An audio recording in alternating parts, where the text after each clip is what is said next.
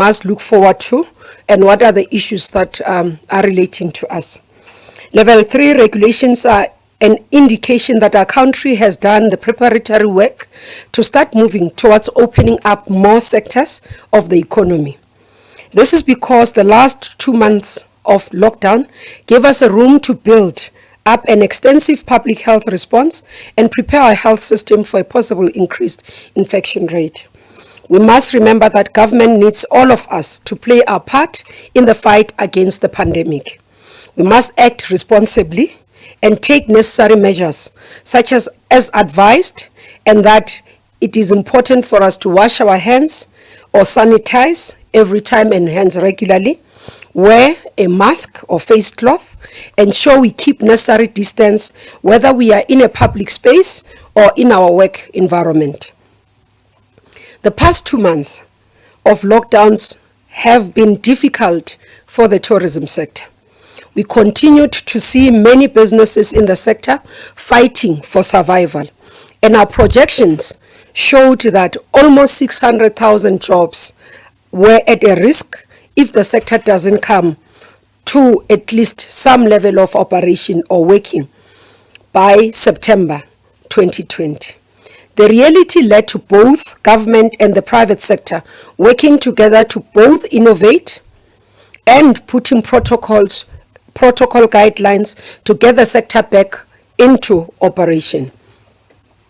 When the risk-adjusted approach was introduced, tourism was placed at level 2 and largely at level 1.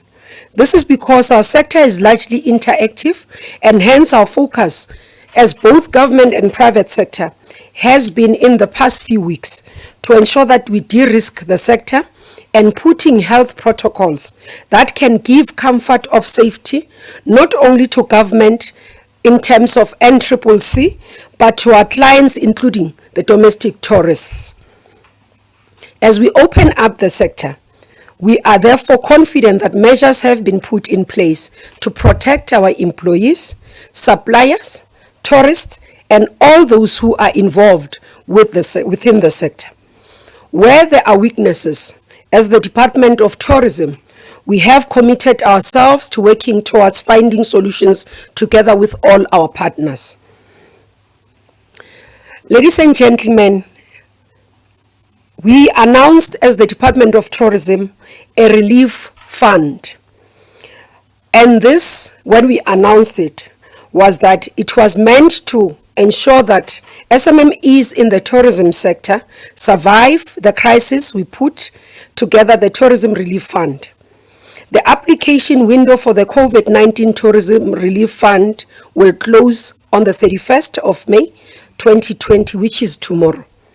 The Tourism Relief Fund provides a once-off capped grant of 50,000 per entity as previously announced, and this is a subsidy towards expenses. Such as operational costs, fixed costs, and all that. This we had indicated initially that it's not subsidy or a grant for paying of salaries, because UIF is taking care of that. To date, more than 6,000 completed applications for grant assistance have been received across the country. And I'm saying completed because we did have some that are not completed, with not all the forms being completed. So we do not count those, because if we count those, we are almost above 13,000. A large bulk of the application were from businesses that provides accommodation services. That was around 2,495 of those, followed by hospitality at 1,825, travel-related services at 1,780, and others at 662. We have received feedback in both my stakeholder engagement, as I was engaging with various sectors, also through our emails, through calls, through messages, through WhatsApp, through Facebook, through Twitter, that a number of applicants had experienced challenges. And these challenges were specifically through the online system. Some had difficulties in uploading their documents onto the system. Some requested many times to submit documents that they had already submitted, and some were unable to access the system. To remedy this, we have been able to work around the clock to get most of these people who were not able to upload their documents to be able to submit. And I do urge those who are still having documents outstanding to get onto our website and upload those documents or send them through email. The department will accept all email submissions in case you've been battling with the system. But today, since yesterday, we've been having a team that has been working, calling individual companies where we found that they have completed the forms, but you find that certain documents, other documents have been uploaded, others have not been uploaded. They've called them individually and allowed them to submit the documentation that are needed through email. And I think quite a number of our applicants who were unhappy have been relieved to see such. So we are positive of the results that will be coming, because indeed many of our tourism SMMEs have been looking forward to this relief. Some have already received the positive news in terms of receiving confirmation that their application have been accepted. So we will announce all the application in terms of numbers, how many have been approved, how many have been not approved, and for the reasons once the closing date has been made. We don't want to communicate that currently. Another mechanism that we have been in part as we were following interaction, following my meeting with the tour guides, in which they expressed their plight and how the various government departments or relief initiatives have neglected them. I went back to the department and had a discussion about what can be done to assist this subsector. As you are aware, the tour guiding subsector is dominated by freelancers and independent contractors with no job security, and for this reason, the government relief scheme, including the Tourism Relief Fund, did not cover them. In response to this, as the department, we have come up with an additional financial relief mechanism for tourism guides. We have set aside a total of 30 million rands, which will provide financial relief over a period of 2 to 3 months for the tourist guide. The beneficiary of this scheme will include tour guides who are registered with the registrar in terms of the Tourism Act, and tour guides who are not employed by any company, and those that have not formed their own companies, which means that they are freelancers or independent contractors without job security. This was meant because many of them do not even qualify to receive UIF because they are not employed by any company. So this relief will come a long way. They had appealed to me as the minister, together with the team when we met with them, to provide for this relief. As they also prepare themselves for the sector reopening, they too would require to adhere to the necessary protocol for containment of the spread of the virus.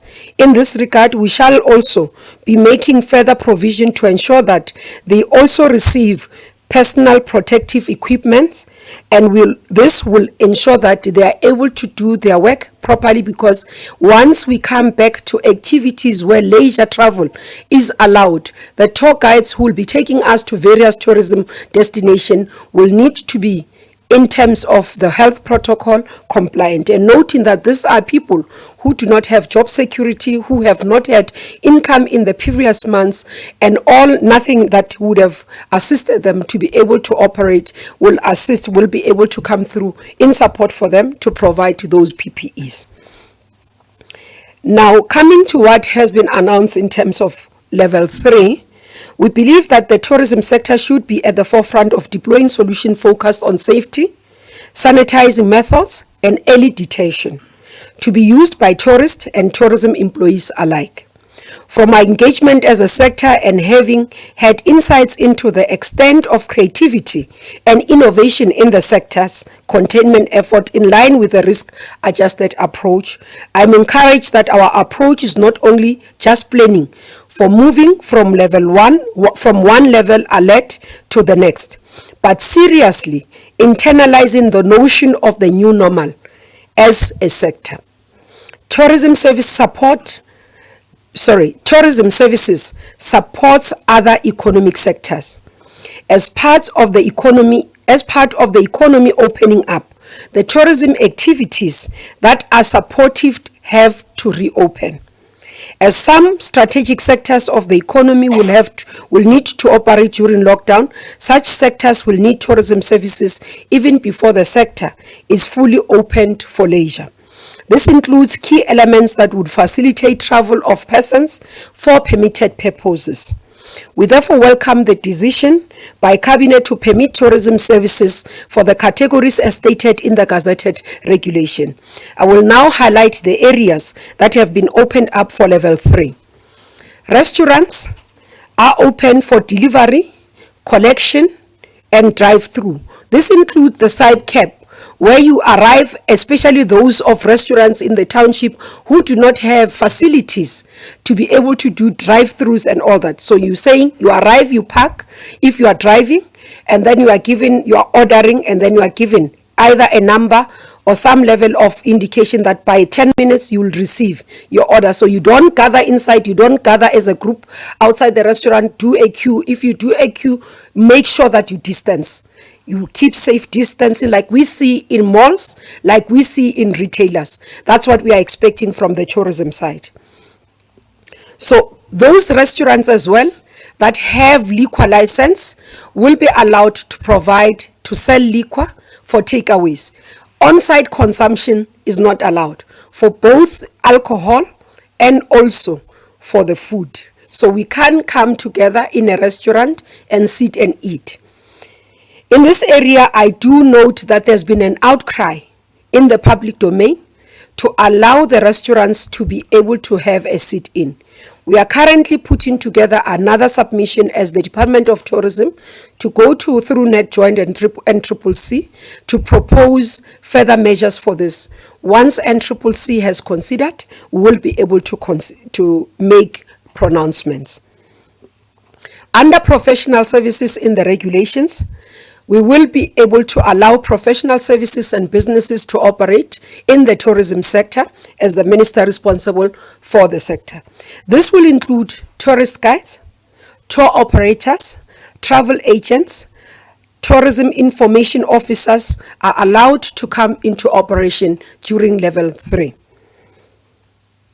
Again, just to indicate, under professional services will include trainings that do not require mass gathering. So these are, for example, you'd have training for nature guides, which allow safe distances and also being able to observe protocols. So such trainings will come back to be able to assist the sector to come to life. Public and private game farms have been opened for self-drive excursions. This means many of us will be aware that in nature reserve, for example, if you go to Kruger National Park, you are either able to join a group of tours or you can do a self-drive. So currently group tours are not allowed.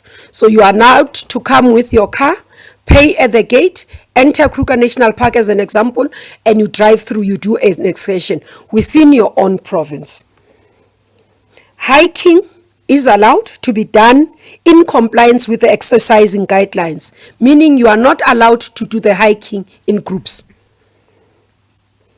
Under accommodation activities are all allowed except for leisure. All establishment will note that since level 5, you have been required to request a letter from the Minister of Tourism to operate so that you can be able to accommodate essential services or become a quarantine. Currently, in terms of permitted services, meaning in business trips, if I as the minister travel into KZN for business traveler as a person who is part of essential services, I am allowed to be accommodated. So that means our accommodation facilities, our hotels, our B&Bs, our guest lodges are operational under level 1 with effect of the 1st of June. We are not required to have letters from Minister of Tourism. What you are going to be required is to keep a list, ensure that people who are coming are not coming into an establishment for leisure purposes. You have to be able to be accountable as an owner of the facility when inspection comes. We will be doing inspection as the Department of Tourism. I know that many people have been confused. You are not required to get any certificate from anyone. We are saying in terms of accommodation, you are allowed to operate. You are not allowed to accommodate for leisure services. Only for businesses, permitted services. For quarantine, we continue to follow the guidelines of Department of Health. You will have to have a letter and together approved by Health Department for being a quarantine site. As quarantine, conditions do not change. For accommodation in terms of other issues, in terms of permitted and businesses, that's where the conditions have changed. So with effect of the first, no need to request a letter. You have to keep the records. You have to read what we are saying in terms of the guidelines that we'll be issuing and the protocols that we have agreed between ourselves and you as a sector. So we're expecting you to keep to those protocols that we have agreed to. Hunting activities are allowed during level 3. The following economic activities remain prohibited. Conferencing, events, and entertainment activities, such as festival, remains prohibited. We do note that in terms of conference facilities, such as your ICC, some of them have been converted to assist in terms of COVID-19 pandemic fight. Those will continue to be permitted. And those who are providing in terms of a facility for social relief platforms, such as distribution of food parcel and all that, those facilities are allowed to continue with the work in support of the fight against COVID-19. Casinos at level 3 are not yet permitted. Leisure travel, as I said, is not permitted. So inter-provincial movement will be allowed, but not for leisure.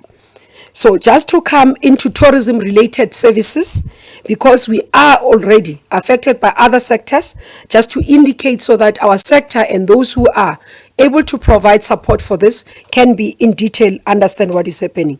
We welcome the opening of domestic commercial flights, which have been opened for business travel for now as part of inter-provincial movement and as announced by earlier by Minister Mbalula.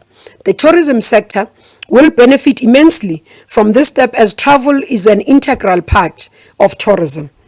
Car rentals are a critical enabler of tourism and movement of people and we are encouraged by them coming to full operation during level 3.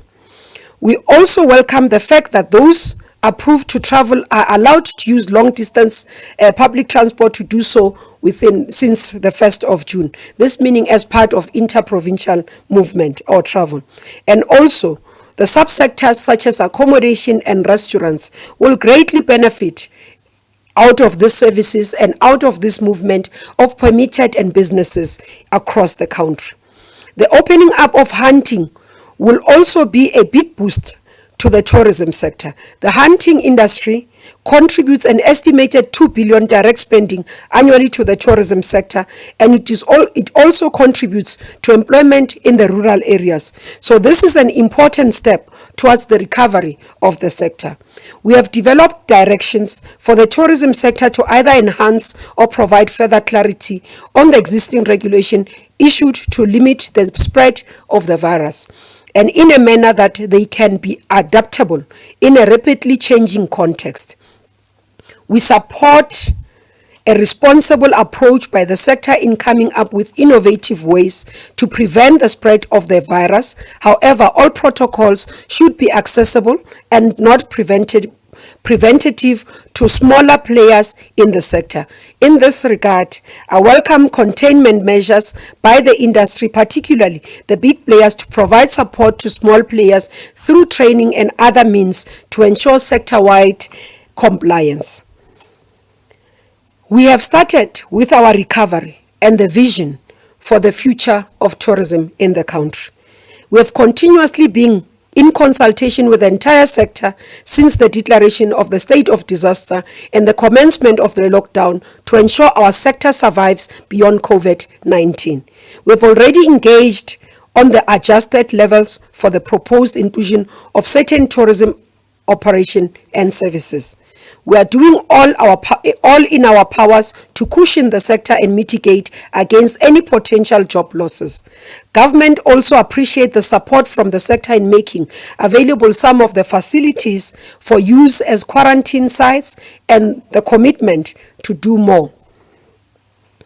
All of the major players in the tourism sector, including product owners and tourism associations, are encouraged to continue to engage in order to develop a response that is measured and consistent, proportionate to the public health threat, and based on local risk assessment involving every part of the tourism value chain.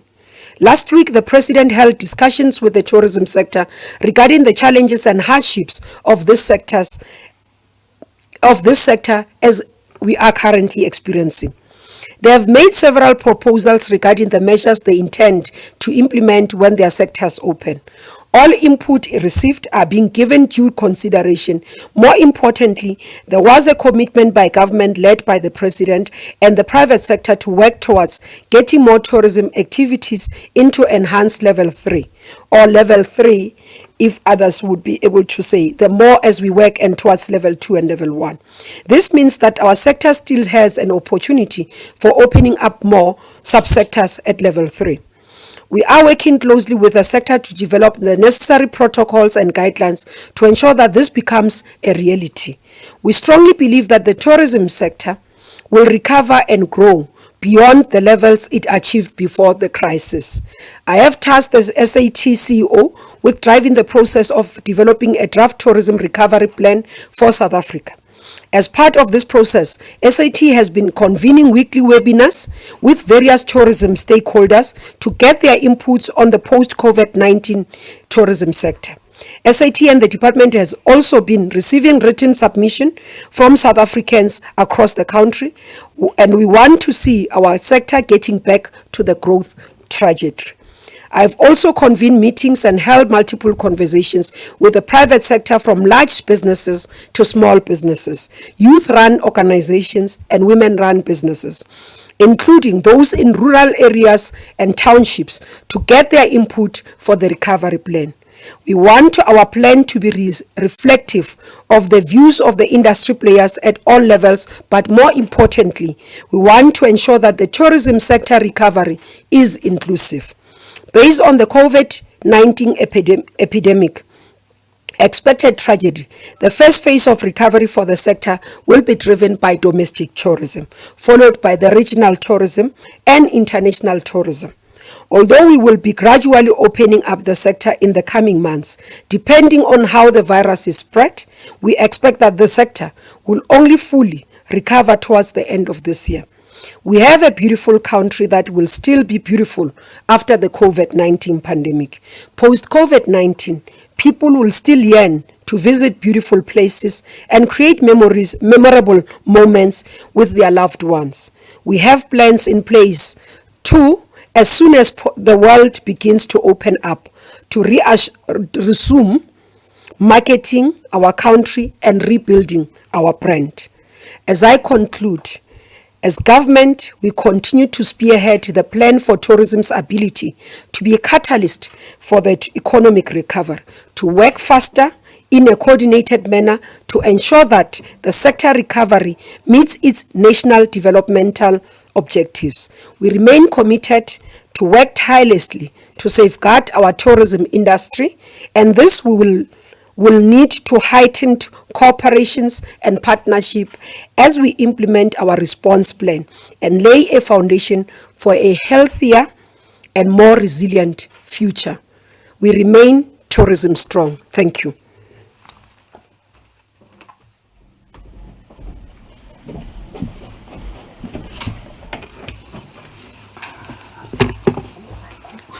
Thank you very much, Minister. We will now entertain questions, and I'll start with Ishmael. Your line, Ishmael. Thank you, DG. We don't have callers at the moment. Thank you. Ngaba, your WhatsApp line. Nothing yet, DG. Minister, you've done a good job. So I don't think we are going to be keeping Minister any longer if there are no questions. Thank you. We adjourn. Thank you. Brilliant.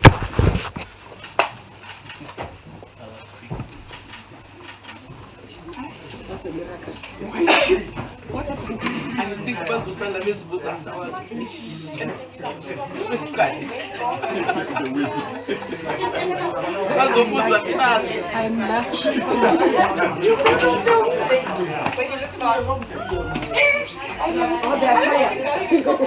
Yes.